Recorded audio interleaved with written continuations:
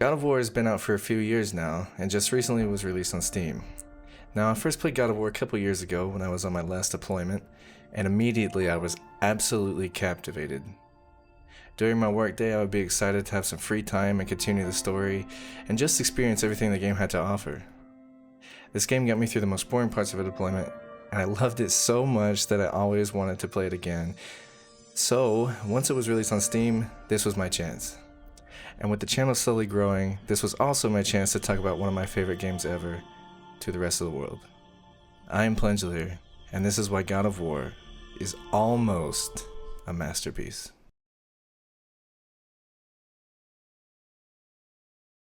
Boy, stay on the path. Right, I know. I want to start by saying that this will not be a full summary of the story, as this video is intended to just list the reasons why the game is incredible and where the game fails. So the game is set primarily in Midgard, and the new pantheon is Norse. This is honestly perfect for God of War, as the Norse pantheon is full of interesting and fleshed out characters and stories. The world and story are significantly unknown to you as you start the game, but you quickly find out where it's going. The world is beautiful, and you can tell that a lot of work went into creating every detail. The colors are absolutely breathtaking in some scenarios, specifically whenever you use the realm travel room and when you're traveling using Yggdrasil, or the world tree.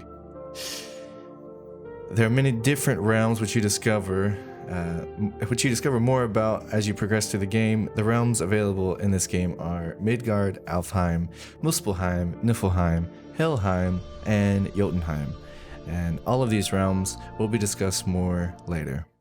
We have to help him. Break right. Find an angle. Wait for my mark. Thank you. The combat is kind of what you imagine from a God of War game, just with a different perspective. The game does a great job allowing you to mix up the boring hack and slash with a ton of different combos and what are called runic abilities. Not to mention, you also have technically 5 different weapons. You have the Leviathan Axe, which happens to be my favorite. You also pick up the iconic chain blades. You have your Spartan Rage, your shield / fists, and your son Atreus. Some of the game's criticisms are due to its hack and slash nature, but even after 2 times playing through it and being close to 100%ing it my second playthrough, I still think that the combat is unique and fun, and you have so much to pull from and use to create cool combos with.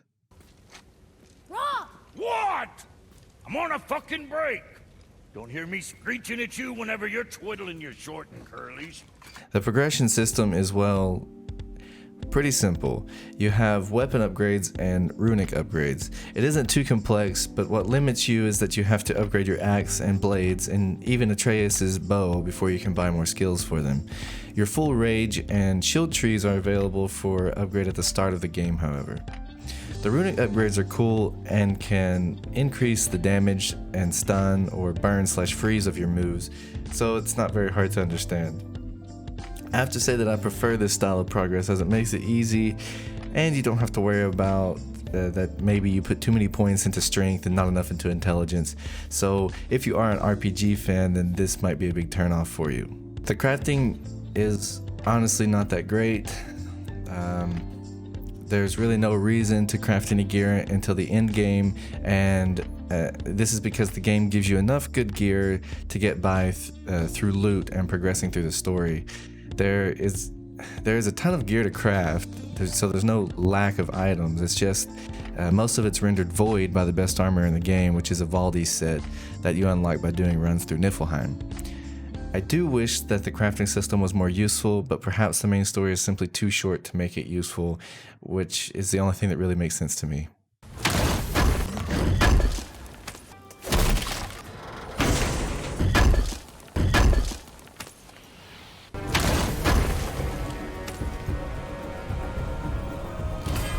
The loot system for the game is fantastic. You're constantly rewarded for searching every nook and cranny you find, and there are a great amount of different loot forms available. Several different types of chests, some of which you have to solve puzzles to unlock. You can also just bust open crates and urns to get minor loot.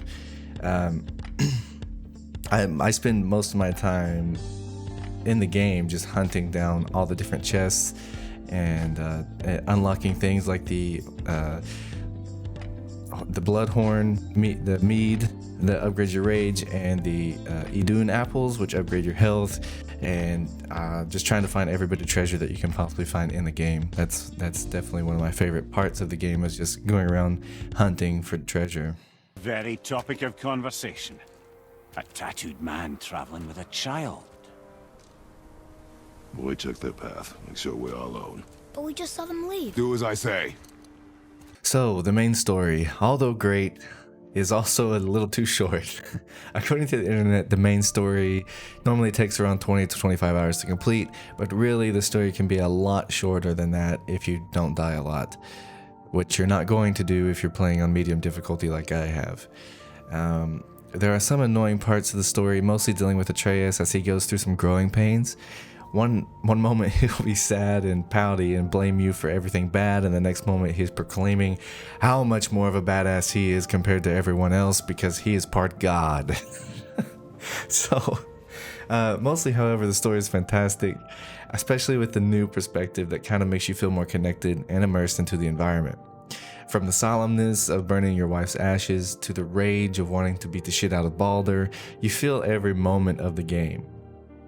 Now, Midgard is where you will spend most of your time on the main story, especially the Lake of the Nine, which makes up most of the world. In Midgard, you will meet Mimir, who will guide you and tell stories about the history of the gods, and tell stories of what is to come for like Ragnarok. You will also interact on several occasions with the world serpent Jormungandr, who each time he is called, the water level of the lake falls, revealing more of the world and revealing more areas for you to explore and more loot for you to grab. Midgard is also where you will meet Brock and Sindri, Freya, Baldur, Magni and Modi, and a dragon that doesn't like you being in its mountain. You also visit Tyr's temple and flip the realm travel room. You do not just stay in Midgard for the whole story, however. You also have to travel to Helheim, or the realm of the dead. It's a cold and unforgiving place, and the dead have to travel to it to be judged by the Valkyries. You also have to go to Alfheim, or the realm of the elves, which upon arrival, you learn about a war between light elves and dark elves. You really do not learn much about the light elves or the dark elves from the main story, but there is quite a bit of information from Mimir and other sources that you can find and read about. And Jotunheim. Jotunheim is part of the main story. Jotunheim is the land of the giants, and it is the last area required for the main story, and I will talk more about Jotunheim later in the review. The Lake of Nine is full of them. Most are able to move on from this realm, but we, lucky few, are stuck here in Midgard. So side quests. There are a ton of side quests in the game, and they really take around the same time to complete as the main story quest. You can help the spirits of the Lake of the Nine, you can complete dwarven tasks for Brock and Sindri, you can release 3 dragons, one of them being the mighty Fafnir, which if you're familiar with Norse mythology, you'll know a little bit about, but also Mimir will tell you about him if you play the game. And you can also search for hidden treasure that you get hints of through notes you find. And there's also treasure rooms that you can go to, such as Fafnir's treasure room, and there you get another side quest. There's a lot of side quest potential in this game, but the most important side quests are probably Niflheim and Muspelheim.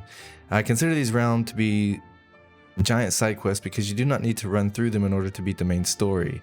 So Niflheim, or the Land of Mist, is an ancient land that was around before life itself, and in the game, this land was somewhat tamed by the ancient dwarf king Ivaldi. And you have to do many runs through Ivaldi's workshop to be able to craft Ivaldi's armor, which is the best armor in the game.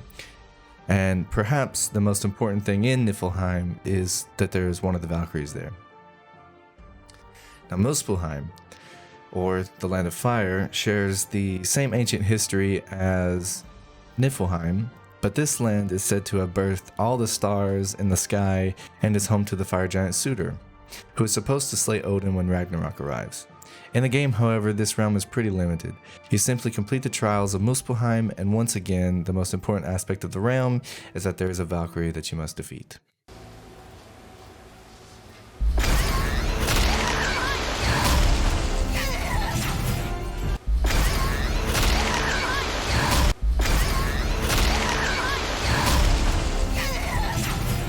So speaking of Valkyries, they are what you would consider the in-game content. There are 9 of them overall, and they each have different move sets, which creates their own little challenges, as you need to understand their moves in order to defeat them.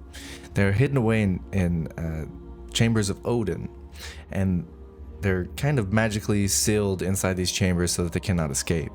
And the queen will only become available to you once you have defeated all the other Valkyries, and you go to the Council of the Valkyries.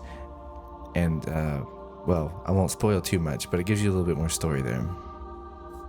The Valkyries are cool as they give a bit more story once you've completed the main quest, and they're definitely challenging, but certainly not too challenging unless you're on a harder difficulty.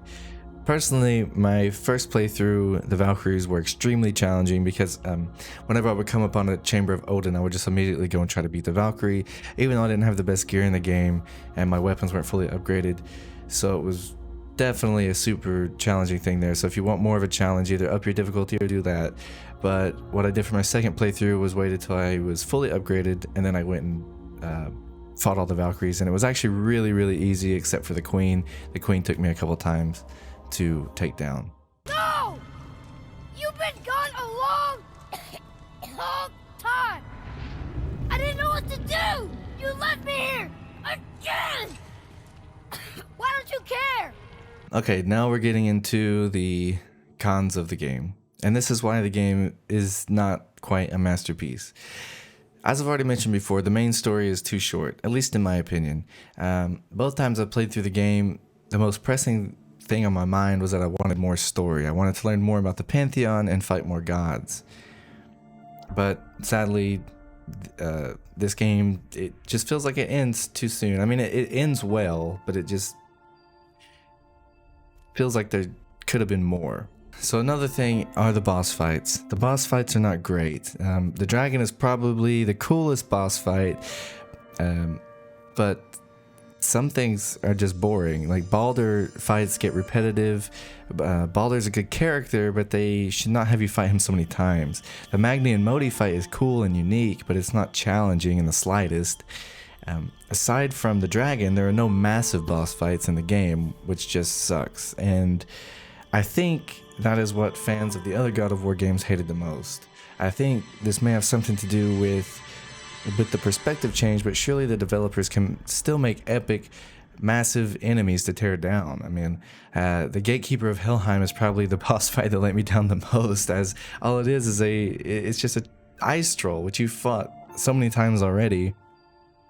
And like, why not make the Gatekeeper some trapped giant or a dragon of hell or some massive enemy? It should have been some kind of more epic boss fight, but instead you get there and it's just this troll, and he's super easy to beat, just like all the other trolls. I mean, it doesn't really provide a challenge, and yeah, that was a big letdown. So speaking on fighting a troll multiple times, the enemy encounters do become stale as you progress. Even in Niflheim and Muspelheim, you fight the same enemies you have been fighting the whole game. Trolls and ogres are the biggest enemies in the game, and they're easy to beat. The hardest enemies, the hardest normal enemies, for sure, are the Dark Elf elites, who just really become an annoyance after fighting them a few times. Their moveset is just rather annoying, and I don't ever look forward to fighting Dark Elf elites. It's not that they're super difficult, it's just that they're annoying. So I kind of mentioned this before as well, but Muspelheim should have more content contained within it. The Trials of Muspelheim just feel like a tacked on grind. At least Niflheim has a treasure room that feels much more rewarding. Niflheim really doesn't have that. I mean, you complete one trial and you get one chest, but there's really, like, the trials can just be another annoying thing about the game. Like I said, it just feels like a tacked on grind. I really didn't enjoy Muspelheim the first time or the second time I played through because there's no more story. There's no additions. It tells you a little bit about Suitor, but that's about it. It really feels empty. And now for my biggest gripe about the game. Jotunheim. Jotunheim is empty and it doesn't explain why. You spend the whole game trying to get to Jotunheim to spread phase ashes, and you get there and you learn that all the giants are dead, which doesn't make a whole lot of sense considering the effort Tyr put in to hide the giants from the Aesir gods. So that leaves the unanswered question of who killed them. Now hopefully in the next game this will be answered, but it's an extremely irritating way to end a wonderful game. Like you learn about Atreus actually being named Loki, however, and I do feel like that information is going to be huge for the next game. But overall, Jotunheim, like, why is it so empty? Why are the giants dead? Why are there so many questions? If they don't answer that in the next game, it's going to be really irritating because, like I said, Tyr went through a ton of trouble trying to hide the giants, so who was able to get to the giants? It doesn't make much sense. So in conclusion, I do still think that this game was a must-have for fans of the old games or someone who is just wanting a solid game to get invested in. It comes very close to being a full-on masterpiece, but certainly falls short in some areas. I would have even called it a legitimate masterpiece upon my first playthrough, but after playing it a second time, I understand that it's lacking, and there's definitely things that could be fixed. Some things need to be more filled out. It has, some repetitiveness to it. I get that. But in my personal opinion, this game is very, very close to being a masterpiece, and I would recommend it to anybody. So, once again, I'm Plangulier, and this is why God of War is almost a masterpiece.